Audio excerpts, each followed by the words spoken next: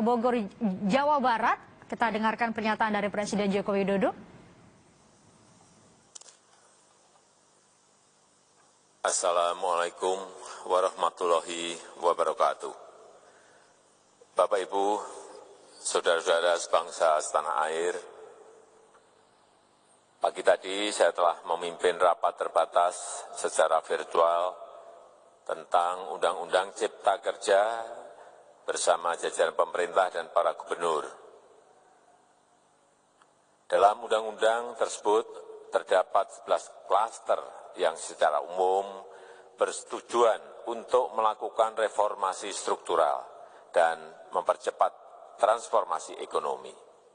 Adapun klaster tersebut adalah urusan penyederhanaan perizinan, urusan persyaratan investasi, urusan ketenaga kerjaan, urusan pengadaan lahan, urusan kemudahan berusaha, urusan dukungan riset dan inovasi, urusan administrasi pemerintahan, urusan pengenaan sanksi, urusan kemudahan pemberdayaan dan perlindungan UMKM, urusan investasi dan proyek pemerintah, serta urusan kawasan ekonomi. Dalam rapat terbatas tersebut, saya tegaskan mengapa kita membutuhkan Undang-Undang Cipta Kerja. Pertama, setiap tahun ada sekitar 2,9 juta penduduk usia kerja baru, anak muda yang masuk ke pasar kerja, sehingga kebutuhan atas lapangan kerja baru sangat-sangat mendesak. Apalagi di tengah pandemi, terdapat kurang lebih 6,9 juta pengangguran dan 3,5 juta pekerja terdampak pandemi COVID-19. Dan sebanyak 87% dari total penduduk bekerja memiliki tingkat pendidikan setingkat SMA ke bawah, di mana 39% berpendidikan sekolah dasar. Sehingga perlu mendorong penciptaan lapangan kerja baru, khususnya di sektor padat karya.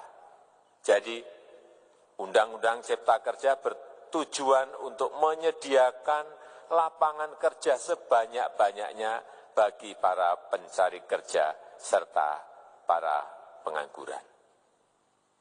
Kedua, dengan Undang-Undang Cipta Kerja akan memudahkan masyarakat, khususnya usaha mikro kecil, untuk membuka usaha baru.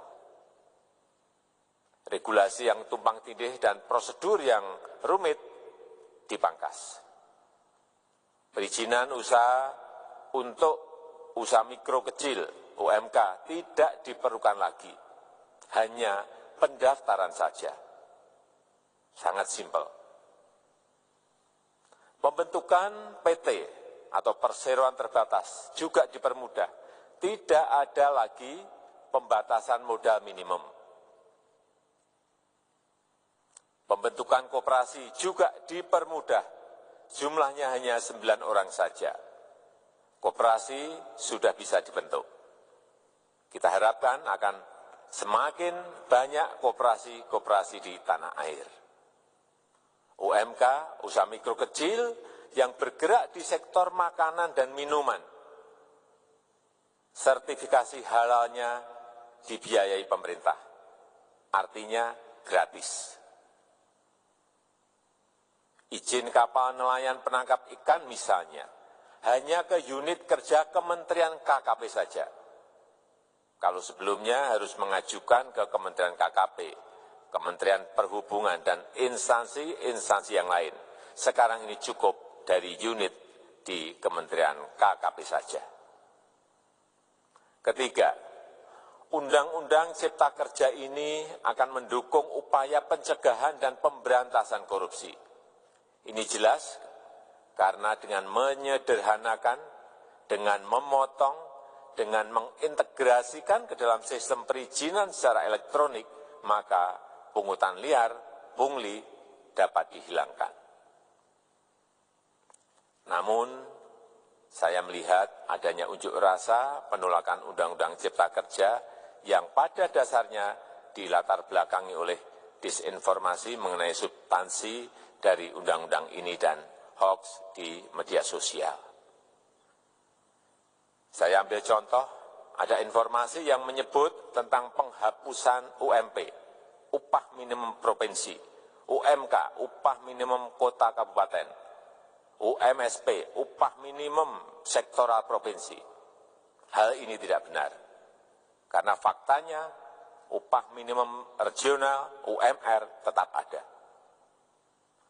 Ada juga yang menyebutkan bahwa upah minimum dihitung per jam. Ini juga tidak benar. Tidak ada perubahan dengan sistem yang sekarang. Upah bisa dihitung berdasarkan waktu dan berdasarkan hasil. Kemudian adanya kabar yang menyebutkan bahwa semua cuti sakit, cuti kawinan, cuti khitanan, cuti baptis, cuti kematian, cuti melahirkan, dihapuskan. Dan tidak ada kompensasinya. Saya tegaskan juga ini tidak benar.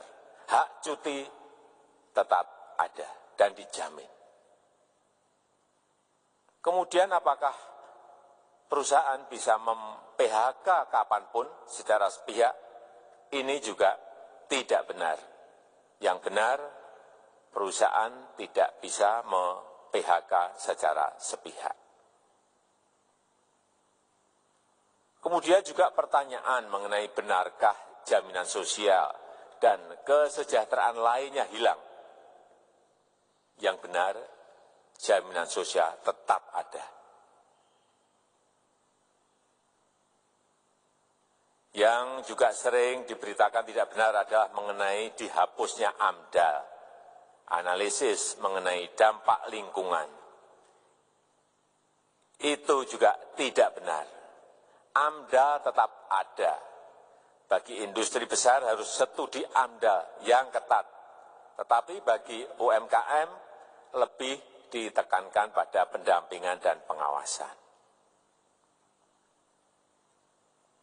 Ada juga berita mengenai Undang-Undang Cipta Kerja ini mendorong komersialisasi pendidikan. Ini juga tidak benar. Karena yang diatur hanyalah pendidikan formal di kawasan ekonomi khusus, di KEK. Sedangkan perizinan pendidikan tidak diatur di dalam Undang-Undang Cipta Kerja ini. Apalagi perizinan untuk pendidikan di pondok pesantren. Itu tidak diatur sama sekali dalam Undang-Undang Cipta Kerja ini. Dan aturannya yang selama ini ada tetap berlaku. Kemudian diberitakan bahwa keberadaan bank tanah. Bank tanah ini diperlukan untuk menjamin kepentingan umum, kepentingan sosial, kepentingan pembangunan nasional, pemerataan ekonomi, dan konsolidasi lahan serta reforma agraria.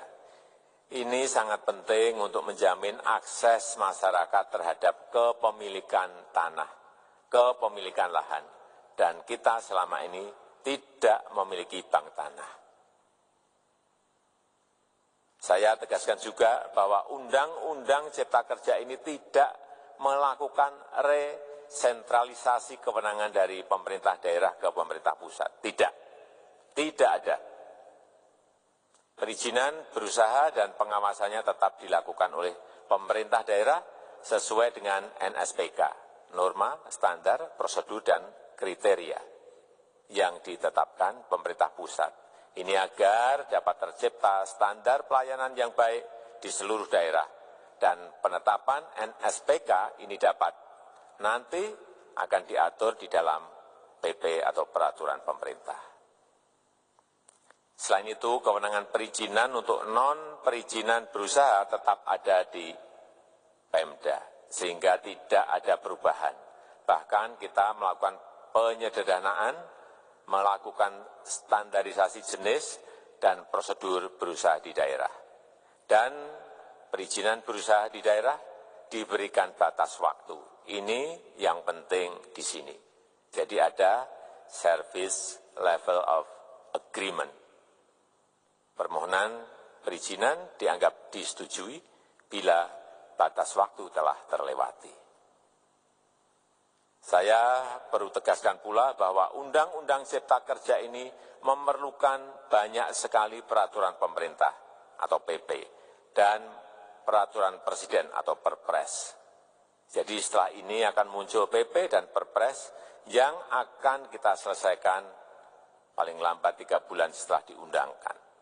Kita pemerintah membuka dan mengundang masukan-masukan dari masyarakat dan masih terbuka usulan-usulan dan masukan dari daerah-daerah. Pemerintah berkeyakinan melalui Undang-Undang Cipta Kerja ini jutaan pekerja dapat memperbaiki kehidupannya dan juga penghidupan bagi keluarga mereka. Dan kalau masih ada, jika masih ada ketidakpuasan terhadap Undang-Undang Cipta Kerja ini, silahkan mengajukan uji materi atau judicial review melalui MK, Mahkamah Konstitusi. Sistem ketatanegaraan kita memang mengatakan seperti itu. Jadi, kalau masih ada yang tidak puas dan menolak, silahkan diajukan uji materi ke MK. Saya rasa itu yang bisa saya sampaikan pada kesempatan yang baik ini. Terima kasih. Wassalamualaikum warahmatullahi wabarakatuh.